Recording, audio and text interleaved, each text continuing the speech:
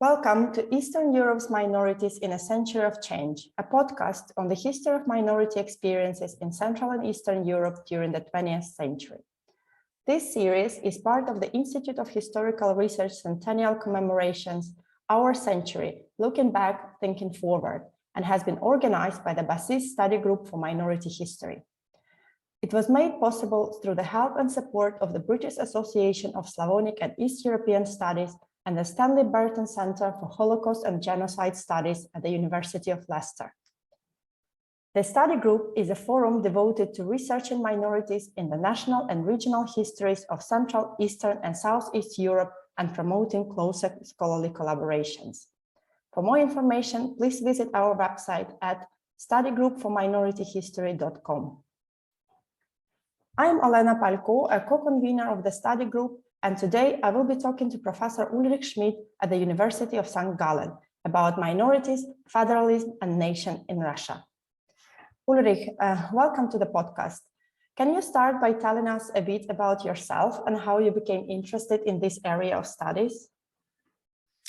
Yes, I was born in 1965, and when I was a student at the University of Zurich, perestroika began.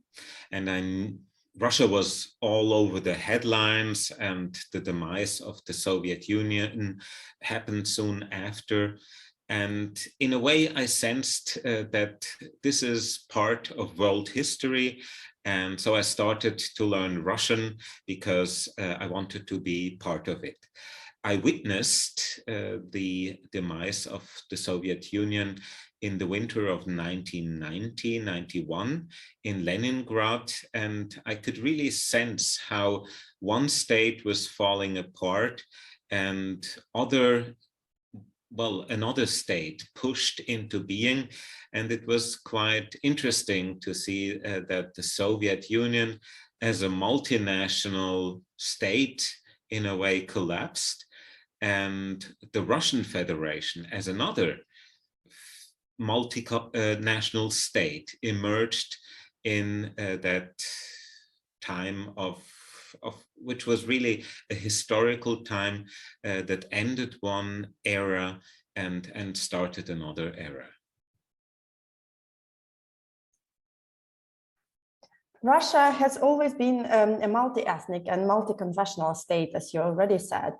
But in official discourse, however, Russia has been mostly associated with the Russian people only. Under the Romanovs, the Russian Empire operated on the formula of official nationality, that is orthodoxy, autocracy, and nationality. Does this triad remain applicable for Russia today? What do you regard as key determinants of the modern Russian nation? Or to put it simply, what does it mean to be Russian today? Well, the triad of official nationality was indeed the key concept that held the tsarist empire together. And it was something that was valid throughout the 19th century until the revolutions in the early 20th century. The Soviet Union strove to create a new identity. The ideology basically wanted to create an attachment to the new Soviet state that was based not on a certain nation, but on class. And of course, this was the class of workers and peasants. In the 30s, Stalin tried to create something that he called Soviet patriotism. And Soviet patriotism was in fact something that was directed towards a social identification that the citizens of the Soviet Union were supposed to adhere to. However, during World War II, the Russian nation came to the foreground again. One famous instance is Stalin's toast when he celebrated the Russian nation after the victory over Nazi Germany. And there he enumerated, well, all the heroic deeds by the Red Army, but he singled out the Russian nation that allegedly fought more bravely than other nations within the Soviet Union.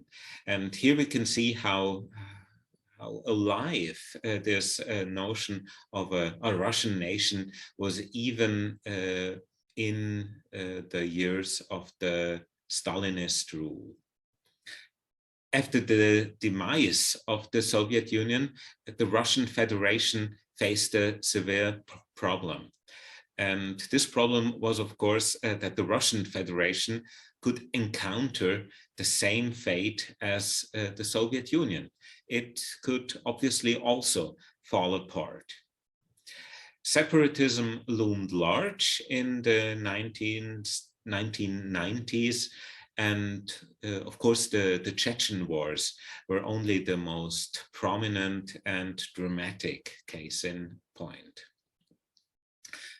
Putin tried to fight these separatist tendencies, and he introduced what he called the vertical of power, and he centralized the political power in the Russian Federation, in the center in Moscow, and basically tried to weaken the federal subjects.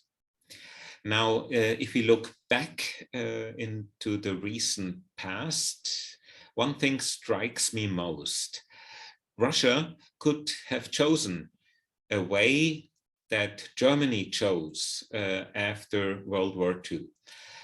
Germany could not base its new state, the Federal German Republic, on a conception of a German nation. That was impossible after the catastrophe of the Nazi regime. So the Germans based their nation on something that they called constitutional patriotism. This is a concept that has been presented by Jürgen Habermas. And of course, constitutional patriotism also could have been a viable option for the Russian Federation.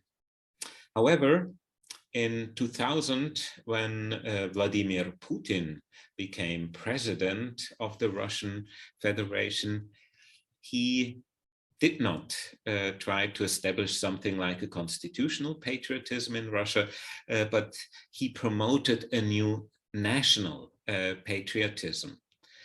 And in the very long years of his presidency, it also became increasingly clear that Russian culture was not just a bothersome position in the state budget, but that Russian culture could be used strategically.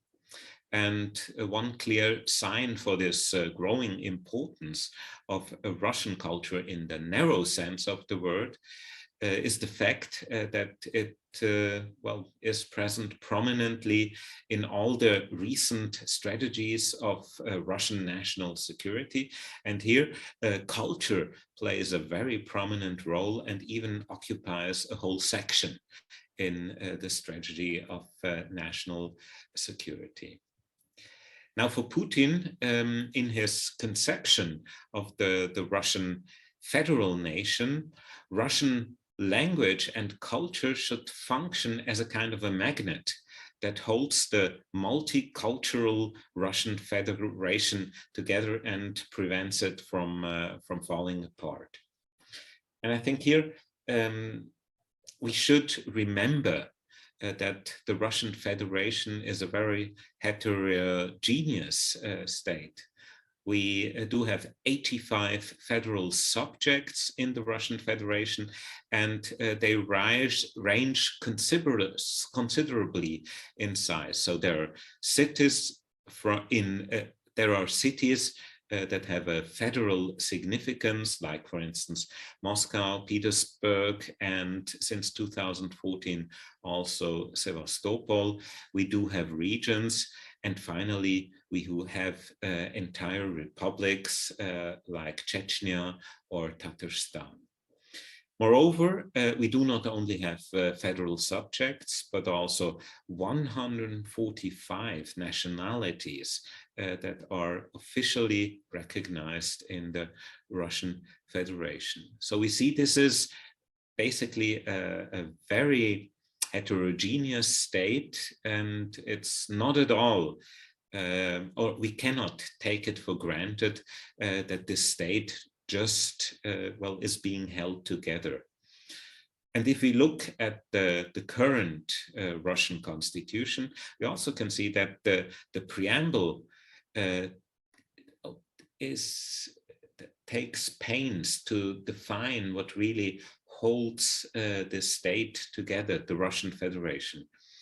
And well, one wording that really sticks out is this well, formulation that says that the Russian Federation is being held together by its common historical destiny. And this is, of course, not a very strong bond to hold the state together. And apparently this also became clear to the Russian president. In 2016, Putin proposed to the Duma to draft a law on what he called the Russian federal nation in a comprehensive sense of the word. So this multicultural Russian federal nation should be constructed around the inner kernel of Russian culture, history, and language. So the Russian parliament tried to work on this project of this law on a Russian federal nation, but nothing came of it. And most importantly, because non-Russian republics like Tatarstan or Dagestan protested against the Russian cultural dominance. So if we go back to the old tsarist formula of orthodoxy, autocracy, and nationality, I think we can see that this triad needs to be reformulated. Orthodoxy. I think orthodoxy is still important, especially if we see how Patriarch Kirill entirely supports Russia's recent aggression in Ukraine. But at the same time, I think there is a broader notion of religion in the Russian Federation. So, for instance, Vladimir Putin kept repeating back in 2015, when Europe was busy managing the migration crisis, that the Western Europeans didn't have an idea how to cope with Muslims in their states. And he said at the same time that Russia as a state already had a century-old tradition of integrating Muslims into their state, and of course, to the conquest of Tatarstan, for instance, or also to the expansion to the northern Caucasus. Autocracy. I think this unfortunately became a very timely issue. In February 22, Russia has turned into an open police dictatorship, which of course, in fact, is a kind of an autocracy. And I think autocracy in that sense cannot be a pillar of the Russian Federation for the future, because I think Putin, until the aggression in Ukraine, was something like the person who guaranteed the stability of the Russian system.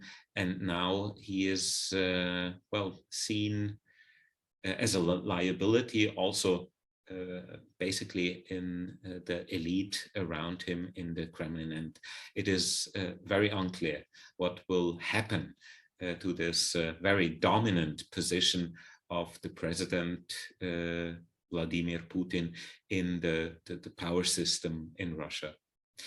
And finally, nationality. There is always a problem with the translation of this term. In Russian, the word is narodnost, and this means basically that political power has to be rooted in the population. It has to basically also have the approval of every citizen. And of course, when this formula was brought forward in 1833, there could not be any democracy behind this notion. And I think we can see a similar situation today. Putin introduced to Russia something that he called a managed democracy. So the people in the Kremlin, the political engineers, tried to influence people to plant values and ideologies into the mind of every citizen. And I think this proved to be quite a success. And if we look now at, well, the general mood in the Russian population when it comes to the invasion in Ukraine, we can see a widespread support for the so-called military operation in Ukraine, and nationality, well, has transformed into something that the Nobel Prize winner Svetlana Alexievich has called the collective Putin. So everybody basically has a small Putin residing in his mind, and I think from Vladimir Putin's side, he likes to see himself as the embodiment of the political will of the Russian people. And in this sense, I would say orthodoxy, autocracy, and nationality, well, needs to be modernized, but in a sense, it's still there. Thank you. I'd like to expand a little bit on the Soviet past that you brushed over already. There is an ongoing scholarly debate on whether the Soviet Union was an empire, a federation, or a unitary state. In 1993, for instance, Ronald Sani suggested that the Soviet Union was still an empire, but one that had fostered nations, and in so doing had brought about its own demise. What is your position in this regard? How far was the Soviet Union an empire? Yes, I think that's an interesting and important question. In a way, I think we should stress not only the caesura of the year of 1917 that was marked by the revolutions, but at the same time, there are also a lot of continuities. And I completely agree that the Soviet Union was an empire, and it was also designed to be and to become an empire. I think we can clearly also say that the Soviet Union in a way functioned as a kind of a nationalizing empire, an empire that brought about new nations and tried to embed them in a Soviet imperial context. Historically, it's quite interesting that Lenin chose the form of a federation for the Soviet Union, because a federation, of course, presupposes the existence of several nations that need to have a certain autonomy. And this is also something that has been taken up by Vladimir Putin in many of his historical articles. He criticized Lenin for introducing federalism into the Soviet Union, And Putin said that this was basically the beginning of the process that we witnessed in 1991, when the Soviet Union fell apart, and precisely along the established borders within the Soviet Federation. The Soviet Union wanted to be in many ways the opposite of the Tsarist empires. And I think this is also why the Soviet Union strived to be not a prison of the peoples, just as they said the Tsarist empires was. And in the 1920s, there was quite a progressive stance towards the Soviet nations. But I think Ukraine is an interesting case in point. There were staunch Ukrainian Bolsheviks who fully supported the project of a Soviet Union, but at the same time, they insisted that a Ukrainian national Bolshevism should be possible, and they worked for it. And in the 1930s, this project of a Ukrainian Bolshevism came to a tragic end. Its leaders either committed suicide or perished in the Stalinist terror.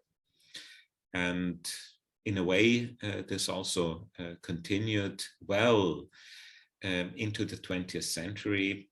I think a case in point here is the Ukrainian party secretary, Volodymyr Shcherbitsky.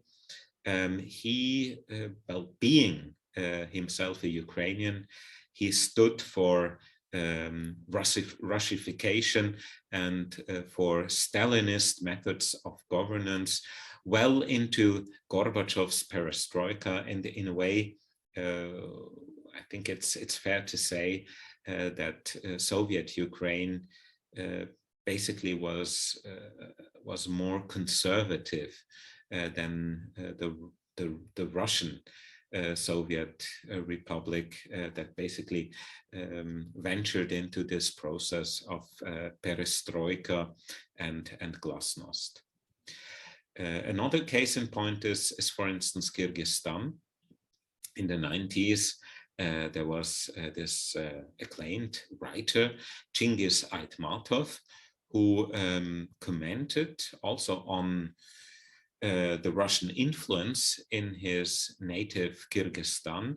And he basically said, well, the Russians in the Soviet Union were not occupants. They were basically benign colonialists. From Aitmatov's point of view, Russian culture connected an underdeveloped Kyrgyzstan to world literature and science, and basically he tried to put forward a notion of a good influence of Russian culture to this very young national project of Kyrgyzstan. And as a follow-up to the previous question, what was the role of Central Soviet government in constructing national identities within Russia and the wider Soviet Union? There is a certain consensus among scholars in the West, according to which Soviet leadership during the interwar period deliberately fostered national identification and thus constructed separate nations. At the same time, as you've mentioned already, after the Second World War, the Soviet Union pushed for accelerated Russification across Soviet space. When considering more recent developments in those post-Soviet republics, including most recently in Ukraine, when national leaders have sought to defy their past ties with Russia, how successful can we say those earlier Soviet strategies actually were? Well, I think it's good to remind us about Lenin's theory of nationalism. Lenin said that there is a good small nationalism and the bad big nationalism. When he talked about the bad big nationalism, he obviously had in mind Russia. Russia, in Lenin's view, was an oppressor nation, and when he constructed his Soviet project, he wanted to win over the small nations for his Bolshevik project. And this is why he insisted on the so-called good small nationalisms. He wanted to foster small nations, and he wanted to demonstrate to them that life under Soviet rule was much better for small nations than it was under the tsarist rule.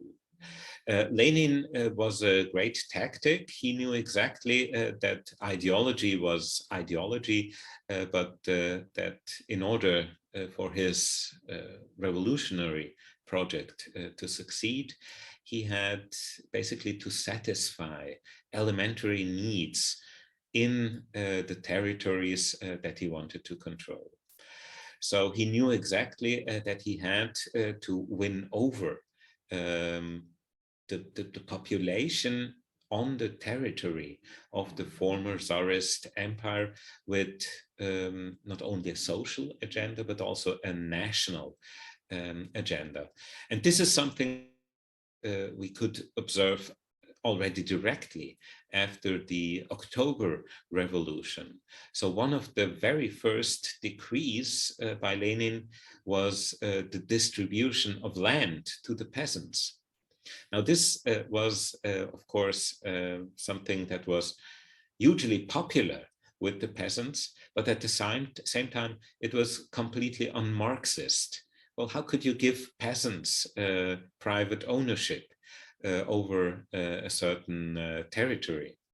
So, and this is something that is a kind of a leitmotif of Lenin's management of the revolution. He sacrificed the Marxist ideology on the altar of political success. So the Soviet strategies always navigated between ideological claims on the one hand side and societal realities on the other side. So the ideology basically claimed that nationalism would eventually wither away and literally die out. On the other hand, of course, a national identification continued to exist throughout the Soviet period. And well, when we look at what happened in the years of 1990s and 91, we can see how alive these national projects were. In 1990 and 91, one declaration of independence within the Soviet Union chased another. National identifications loomed large, and new states emerged.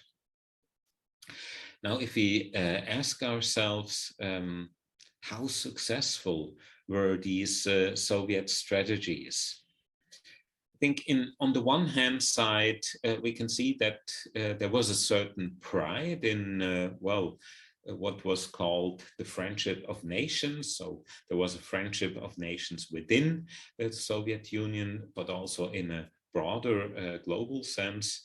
And if you visit today Moscow, you can still see the exhibition of achievements of national economy with the pavilions, and each Soviet republic had its own pavilion. And there were, of course, cultural and national specifics to each Soviet republic. And this was something that was supported during the Soviet era. But of course, the ideological claim was that eventually the Soviet class ideology would dominate over the nation. In fact, during the Soviet times, Russian culture became the dominant culture, be it in terms of literature, be it in terms of cultural artifacts, be it in terms of science. But at the same time, we can clearly say that in the years of 1990 and 91, the Soviet strategies to cope with national ambitions clearly failed because the Soviet project did not take the emergent national projects seriously and was basically blindfolded by ideological expectations that nations would eventually become unimportant and would dissolve within the greater economic project of the Soviet Union.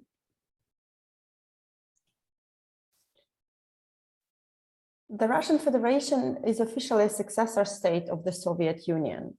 Nevertheless, Russia's dealing with its Soviet past is not straightforward, as demonstrated, for example, during the commemorations surrounding the centenary of the Bolshevik October Revolution in 2017.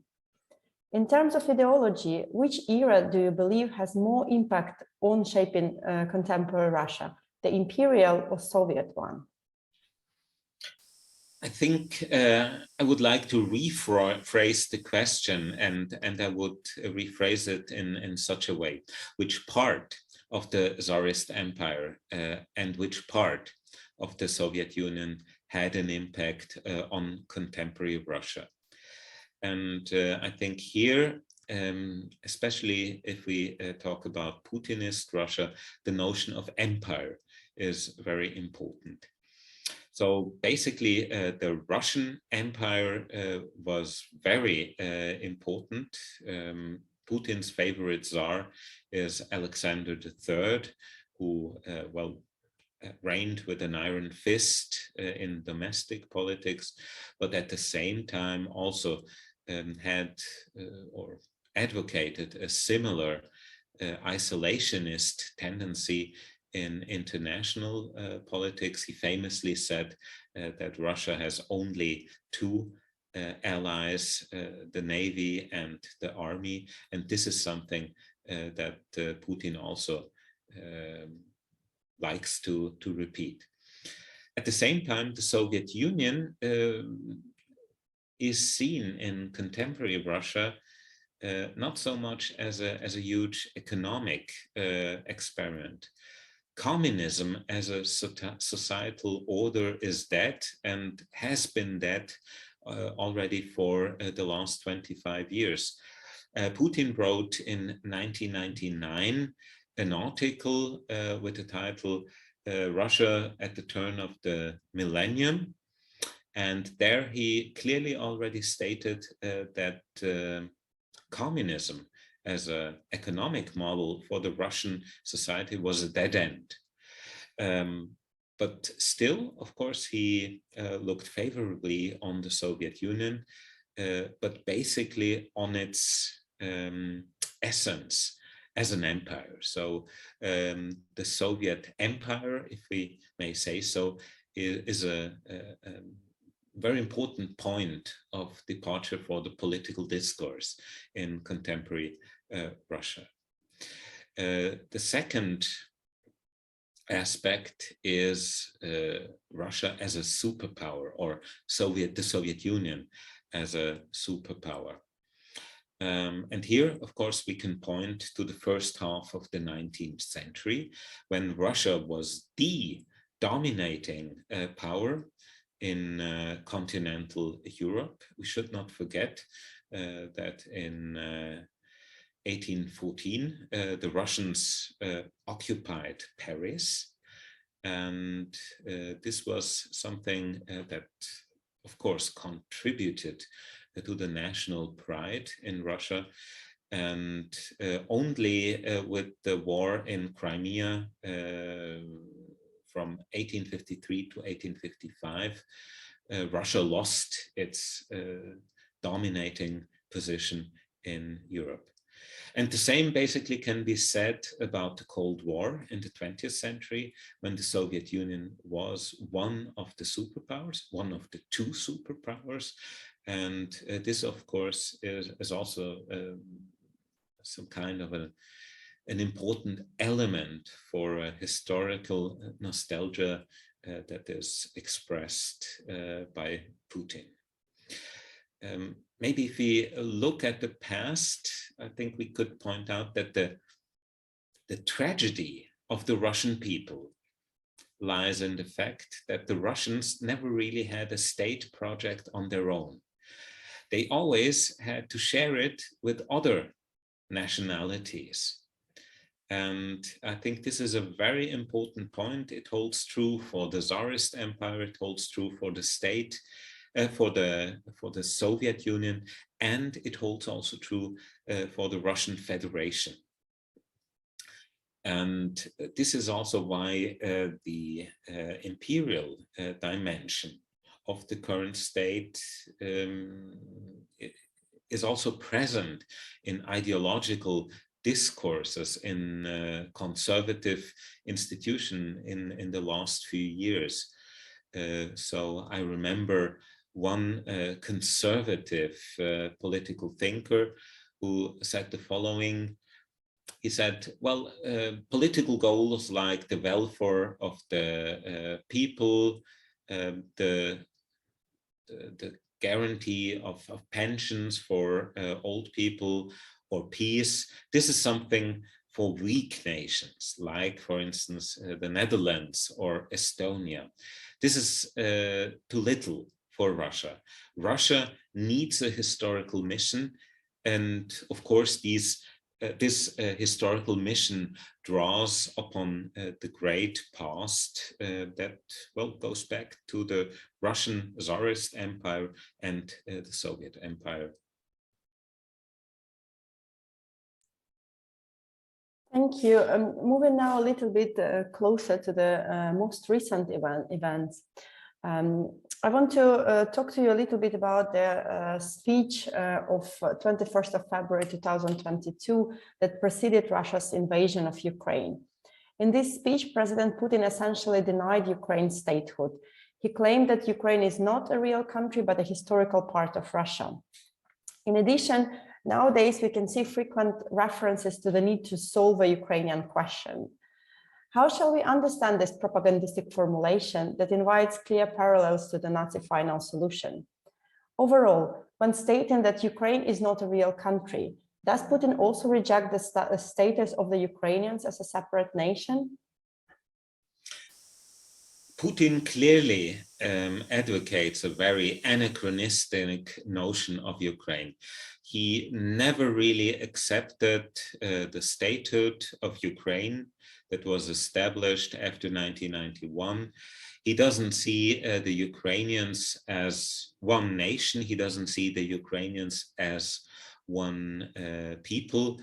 In the summer 21, he published this article about the alleged historical unity of the Ukrainians and Russians. And I think it's fair to say that Putin basically is stuck in the 19th century, and he sees Ukraine as little Russia, as an integral part of Russia that needs to be returned into the Russian imperial project. In this article on the historical unity of Russia and Ukraine, Putin used a religious metaphor. He talked about the trinity of Russia, Ukraine, and Belarus. And just as in the Christian religion, God is on the one hand side one, and on the other hand side, well, appears under three different images. Russia and Ukraine and Belarus also are, in Putin's view, one unity that, well, can be also understood as a trinity. Putin also ventures far back into history. One of his most famous and favorite talking points is the alleged 1,000-year-old history of Russian statehood. And here he goes basically back to the Kievan Rus. And for him, it is clear that Rus is a predecessor of Russia. And here he clearly projects contemporary notions of a Russian state back to a medieval feudal system of allegiances between princes and subjects. I think this is also clearly a historical construction which he uses for his political purposes. This is clearly propaganda within his own politics of history. And here we can also see why the events of 1991 are so traumatic from Putin's point of view.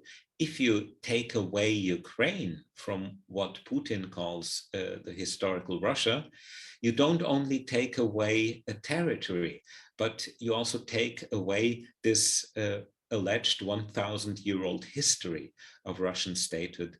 And this is something that Putin cannot accept. So if we look at the ultimate goal of what Putin is now trying to do, he is trying to collect the Russian territories that had been scattered by the geopolitical catastrophe of 1991. And in a way, I think this is also some kind of a messianistic vision that Putin envisages for himself. And this is also the explanation why he does not need the approval of his government. He does not need the approval of the Russian people, because he basically accomplishes a historical mission that is way bigger than all the political considerations or even the economic consideration that could hinder such a huge project as the reunification of Russia and Ukraine. Another frequent reference today is the term Ruski Mir, or the Russian world. It can be associated with the Ruski Mir Foundation, established in 2007 for the purpose of, I quote, promoting the Russian language as Russia's national heritage and a significant aspect of Russian and world culture, and supporting Russian language teaching programs abroad, end of quote. At the same time, this concept goes far beyond its institutional incarnation, suggesting that the boundaries of the Russian world are determined by the reach of the Russian language and Russian culture. Can it be said that the perceived extent of this contemporary Russian world, or Ruski Mir, actually surpasses the early territorial delimitations of the former Russian Empire and the Soviet Union? At the same time, how novel do you think this idea of a Ruski Mir actually is?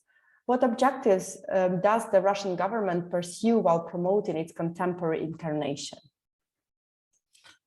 Well, the idea of a Russian world goes way back into the 19th century. I think one of the most prominent thinkers who advocated such a thing was Konstantin Danielewski, who wrote a book that was called Russia and Europe. And there he tried to enumerate various civilizations in world history.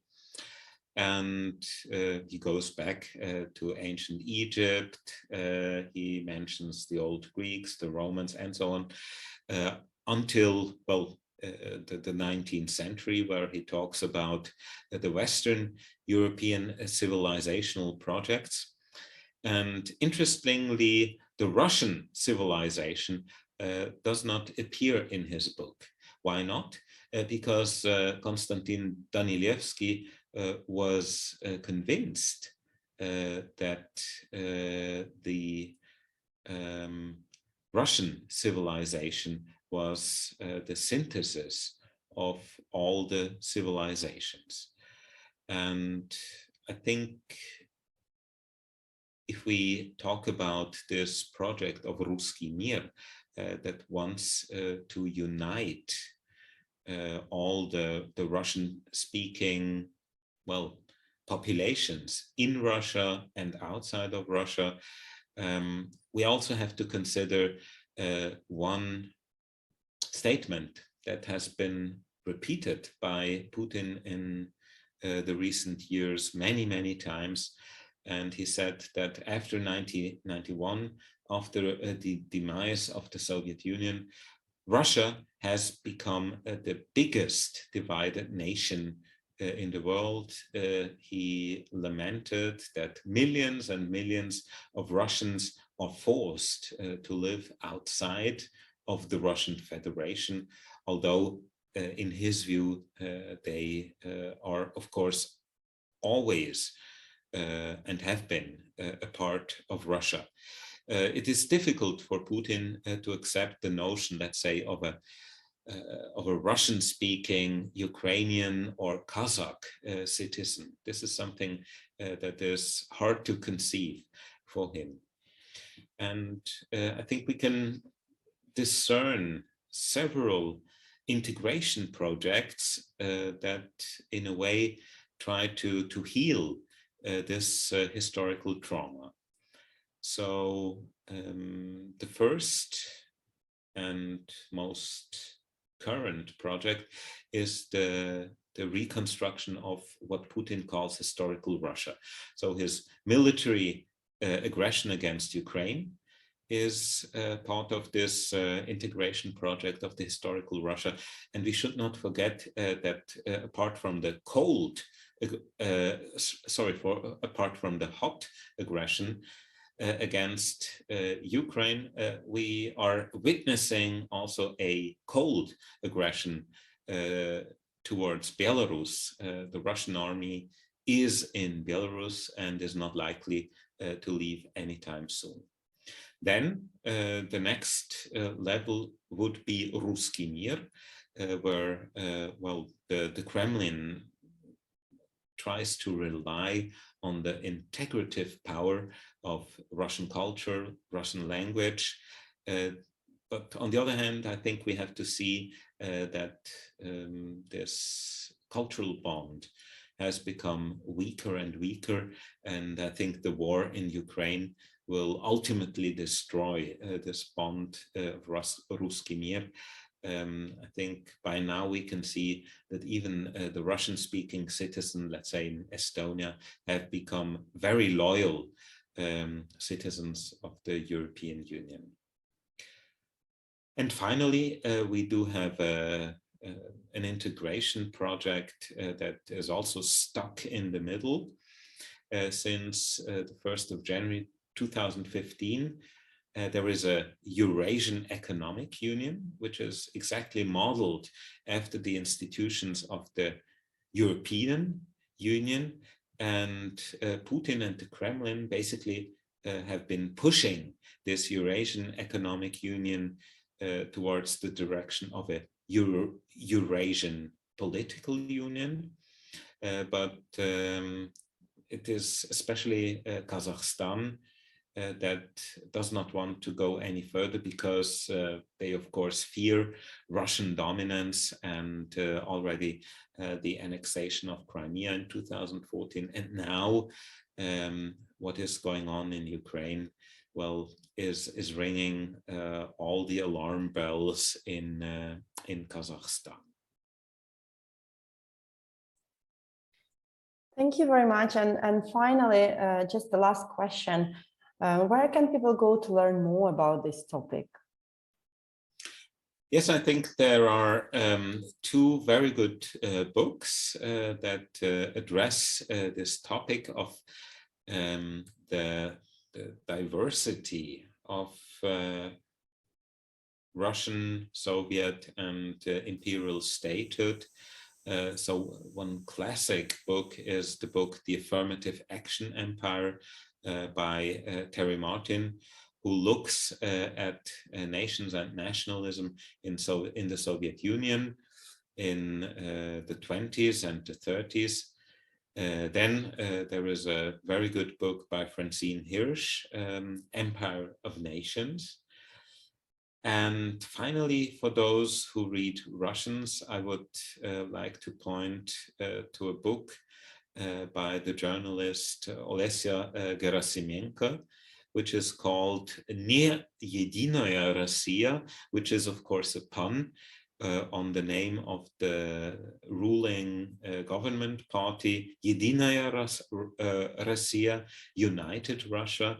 So the booklet that was written by Olesya Gerasimenko in 2013 can be translated as the non-united Russia, and she looks at regional identities and at regional projects within the Russian Federation. And I think here we can also observe some kind of a historical paradoxy, because the Russian Federation is a federation, but under Putin, the federalism in the Russian Federation has been reduced mainly to the name of this state. And on the other hand, as we know, in the Minsk peace processes, the Russians pushed hard to transform Ukraine into a federation, with the goal, of course, to control several territories within that federation in order to prevent a European integration of Ukraine altogether. And here we can see that, well, federalism is something that Russia preaches to its neighbors, but basically does not endorse on its own territory. Thank you, Ulrich. And if you don't mind, I would perhaps add another book that just came to my mind. It's Krista Goff, Nested Nationalism, Making and Unmaking Nations in the Soviet Caucasus from last year, which I think also traces the evolution of those processes that we've discussed today to late socialism. So this could be perhaps a good addition to what you already mentioned. Thank you, Ulrich. As always, it has been a pleasure talking to you, and thank you for your time. Yes, it was my pleasure. Thank you.